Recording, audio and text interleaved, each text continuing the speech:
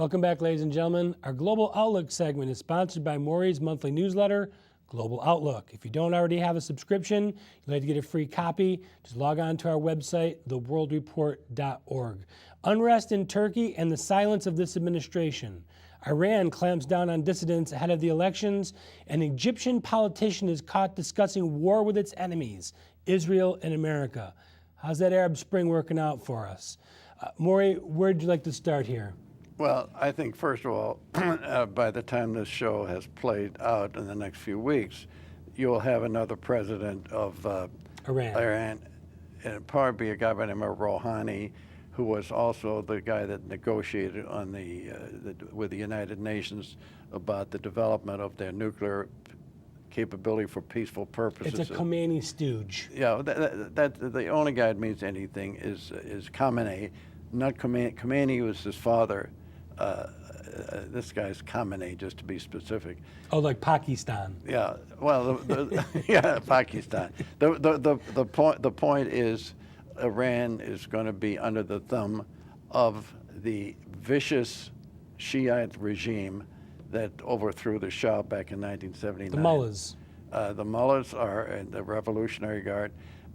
I call them the huffers and puffers because I'm not worried about them attacking Israel. Israel could clean up on them. There wouldn't be any problem at all. They are very good at destroying their own people. They're doing, by the way, what Erdogan is now doing in Turkey. It's the same thing. You know, Erdogan is doing to the Turks what the Turks revolted against when they brought in a guy by the name of Kemal Ataturk. Well, isn't it interesting that the Obama administration and all of his minions were constantly out in front pushing the Arab Spring, but yet they're silent on Turkey. Why is that? Because Erdogan is admitted by Obama himself as his best friend. He talks to him every day and gets his leads from Erdogan.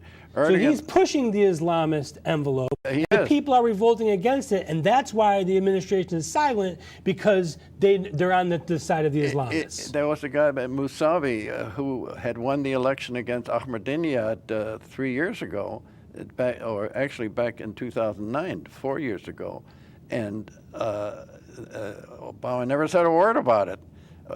A good word from the United States, even a provocative act to help the Iranian people might have upended the regime at that time. The man is very supportive of Islamism. People will say, oh, you know, you're just saying that. No.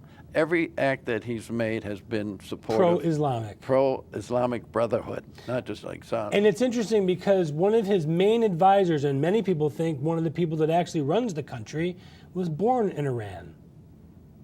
Someone you know. Valerie Jarrett. Someone you know from Chicago. Yes, Valerie Jarrett. I would even go further that Valerie Jarrett is probably the most influential advisor that she has, and I spent an hour with her about 5 years ago.